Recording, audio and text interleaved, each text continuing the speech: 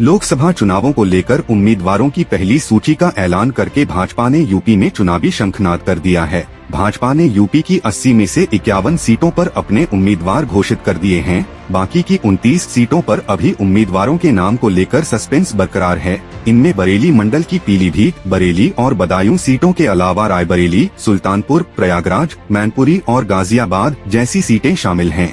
बरेली मंडल की बदायूं सीट पर समाजवादी पार्टी के कद्दावर नेता शिवपाल सिंह यादव के मैदान में आने के बाद भाजपा यहां से किसी बड़े चेहरे को चुनाव में उतारने की तैयारी कर रही है। राजनीतिक गलियारों में चर्चा है कि बदायूं से डिप्टी सीएम केशव प्रसाद मौर्य या फिर किसी दूसरे बड़े भाजपाई नेता को चुनाव मैदान में उतारा जा सकता है।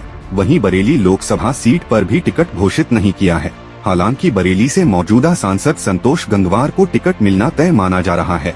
उधर मेनका और वरुण गांधी की सीटों पर भाजपा ने अभी सस्पेंस बनाए रखा है। चर्चा है कि पीलीभीत से मौजूदा सांसद वरुण गांधी की जगह किसी दूसरे प्रत्याशी की तलाश हो रही है।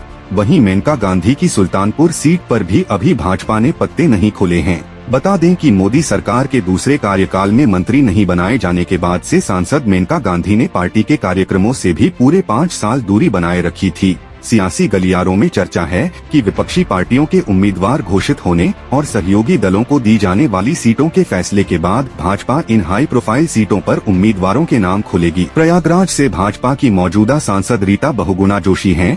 उनके बेटे ने विधानसभा चुनाव 2022 में सपा के साथ मंच साझा किया था। उसके बाद से रीता के टिकट पर तलवार लटक गई थी। प्रयागराज से भाजपा किसी बड़े चेहरे को उतारने पर विचार कर रही है। कानपुर से सांसद सत्यदेव पचौरी की सीट पर भी किसी बड़े ब्राह्मण चेहरे को उतारा जा सकता है।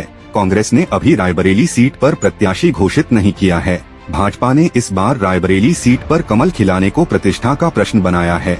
ऐसे में पार्टी यहां से कांग्रेस का प्रत्याशी घोषित होने के बाद ही अपना पत्ता खोलेगी। सपा के गढ़ मैनपुरी में सपा अध्यक्ष अखिलेश यादव की पत्नी डिंपल यादव से मुकाबले के लिए पार्टी को मजबूत उम्मीदवार की तलाश है। कुश्ती संघ से विवादों में आए कैसरगंज के सांसद ब्रजभूषण शरण सिंह का टिकट भी घोषित नहीं किया गया है। इस सीट पर ब्रजभूषण के विधायक बेटे प्रतीक भूषण शरण सिंह को उम्मीदवार बनाए जाने की चर्चा जोरों पर है। बहराइच सुरक्षित सीट पर भी भाजपा को दमदार दलित उम्मीदवार की तलाश है। बहराइच से मौजूदा सांसद अक्षय वरलाल परिवार के किसी सदस्य के लिए टिकट चाहते हैं। केंद्रीय राज्य मंत्री जनरल वीके सिंह की गाजियाबाद सीट पर भी पार्टी ने प्रत्याशी घोषित नहीं किया है। वीके सिंह इस सीट से दूसरी बार सांसद हैं। उनकी हैट्रिक लगती है या सीट बदलती है, इस पर सभी की निगाहें हैं।